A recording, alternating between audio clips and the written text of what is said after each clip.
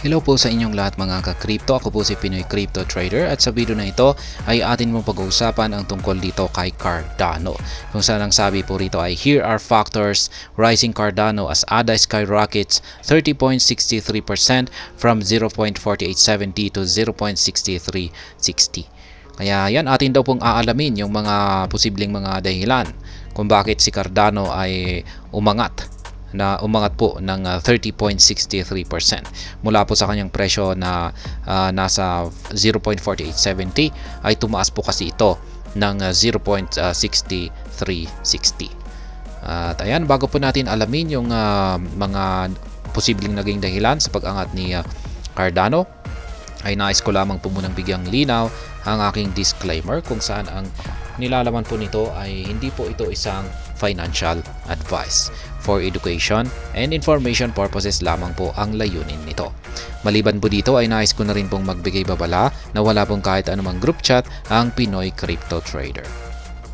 Ayan, Cardano has seen an impressive 30.63% surge in less than 19 days, riding on the back of pivotal factors. Cardano has been a top-performing asset recently, recording significant double-digit percentage gains. Illustratively, ADA has grown from a low of 0.4870 at the start of this month to a peak of 0.6360. Interestingly, Cardano broke this 0.6360 within the last 24 hours. Empathetically, ADA has seen 30.63% gains over the last 19 days. In stark contrast, XRP has experienced marginal movement, registering a mere 2% uptick over the last 30 days. The query arises, what factors have propelled Cardano forward while leaving others such as XRP relatively stagnant? Ayan.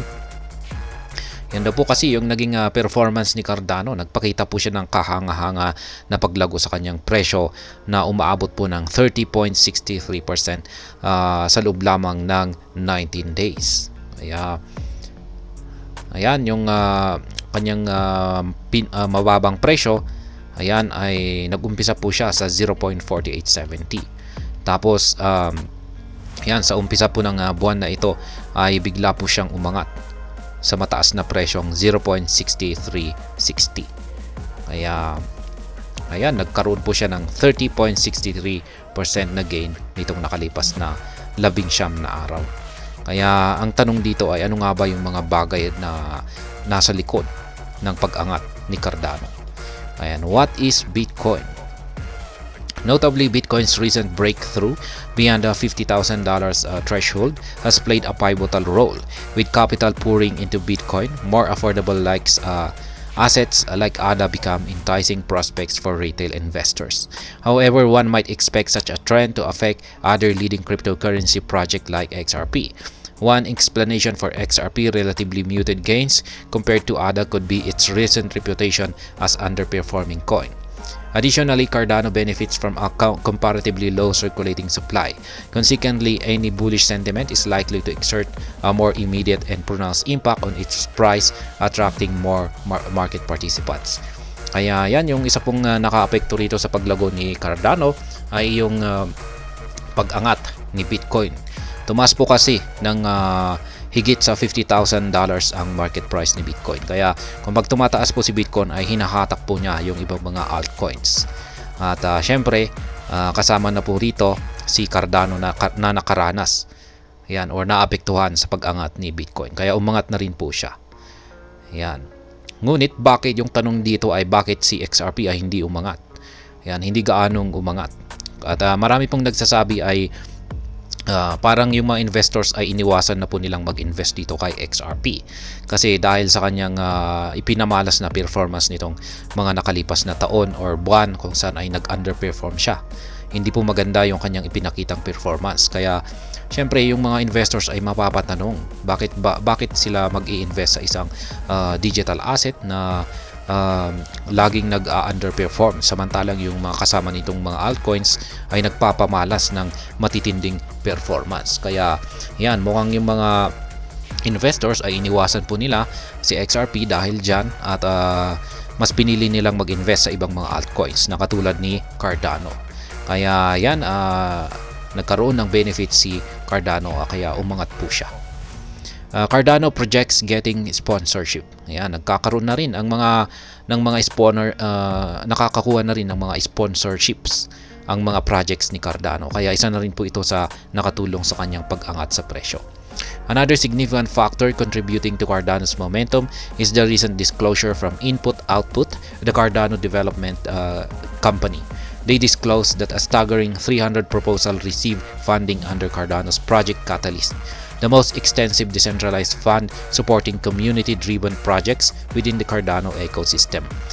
This recent funding initiative has propelled the total number of supported ideas to over 1,600, marking a significant expansion in the Cardano ecosystem. Such initiatives potentially bolster confidence in Cardano's prospect and attract diverse contributors and stakeholders to the ecosystem. Besides, Input Output delivered a heartfelt message expressing deep appreciation for the brilliant minds driving forward the various projects funded using Cardano's Project Catalyst. They encourage these innovators to persevere in their journey of building on Cardano together. Kaya yan po yung isang bagay na nakaapekto na rin sa paglago ni Cardano. Ayan, kung saan ay yung kanilang development, yan yung tinatawag po nilang Cardano's Project Catalyst rito ay nakatanggap po ng funding.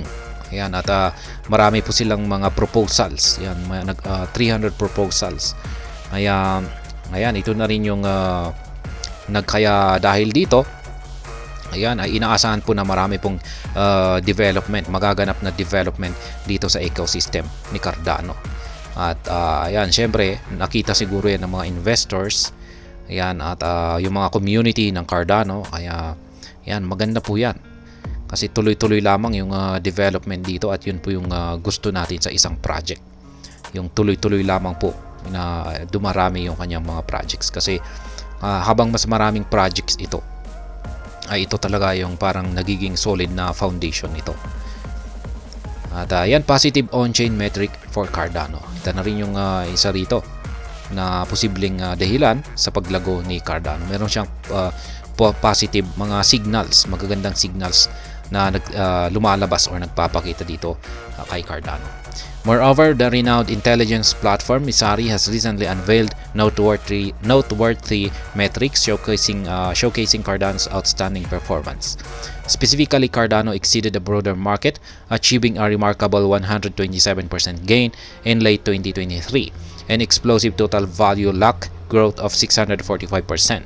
Ultimately, these recent revelations have likely instilled greater confidence among crypto market participants in ADA, influencing its recent price movements. Kaya yan, base po sa kilalang intelligence platform na Messari, ay kanila pong ibinahagi ang napakagandang metrics or mga performance yan dito sa yan, outstanding daw po or napakagandang performance ni Cardano.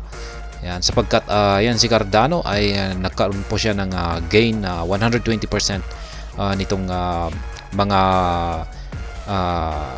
yan, nung pagtatapos na ng taong 2023. At meron sumabog na rin yung kanyang TVL. Yan, ito ay nagkaroon ng matinding paglago na umaabot po ng 645%. Kaya ayan po yung mga bagay kung bakit si Cardano ay nakaranas ng skyrocket or matinding or mabilis na pag-angat sa kanyang presyo. At ayan, hanggang dito na lamang po tayo sa video na ito. Sana po ay inyong nagustuhan ang aking paliwanag dito.